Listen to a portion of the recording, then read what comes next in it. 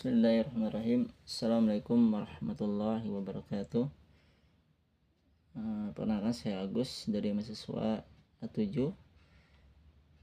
Bahwasanya pada hari ini saya akan menjelaskan tentang fikih muamalah, tentang bab jual beli yang diambil dari kitab Al-Wajiz, fikih sunnah wal kitabul ajiz, yang disusun oleh Syekh Abdul Azim bil Badawi Al-Khalafi.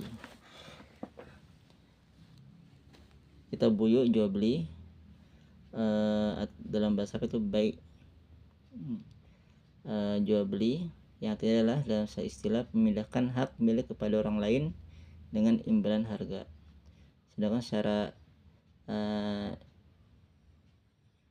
Sedangkan pembelian ialah menerima barang yang dijual dengan menyerahkan barangnya kepada penjual, dan seringkali masing-masing dari keduanya diartikan sebagai jual beli.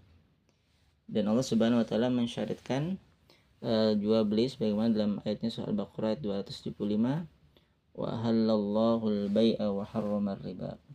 Allah Subhanahu wa taala menghalalkan jual beli dan mengharamkan riba. Kemudian Islam juga menganjurkan kita untuk melakukan usaha. Sebenarnya diriwayatkan dari Al-Miqdam dan Nabi SAW bersabda, tidak seorang menyantap makanannya lebih baik daripada yang ia menyantap makan dari hasil jerih payah sendiri. Dan sesungguhnya Nabiullah Daud alaihissalam biasa makan dari hasil usahanya sendiri. Ya, di sini sahih dalam kitab Sahih Jami. Maksudnya Islam mintakan untuk melakukan usaha, dan usaha yang paling baik ya ada di antara adalah melakukan jual beli. Dan Islam tidak melarang untuk seorang mencari kekayaan, bahkan dianjurkan. Diriwayatkan dari Mu'adz bin Abdullah bin Khubayb dari bapaknya dan dari pamannya, bahwasanya Rasulullah bersabda, tidak mengapa berburu kekayaan bagi orang yang bertakwa dan kesat. Sehingga lebih baik, lebih berharga bagi orang yang bertakwa daripada kekayaan dan jiwa yang baik, termasuk nikmat yang besar. Dan jiwa yang baik termasuk adalah nikmat yang besar. Jadi tidak mengapa bagi seorang muslim untuk memperoleh kekayaan. Kemudian dalam melakukan jual beli bersikap jujur dalam melakukan jual beli, tidak melakukan kecurangan.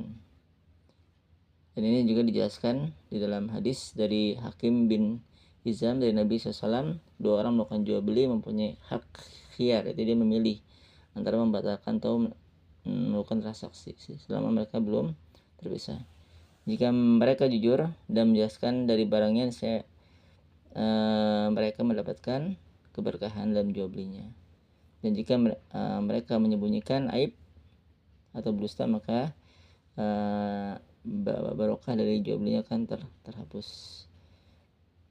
Jadi dalam melakukan jual beli tidak boleh melakukan kecurangan, ya, harus bersikap jujur. Kemudian Allah Subhanahu dan tidak boleh melakukan penipuan.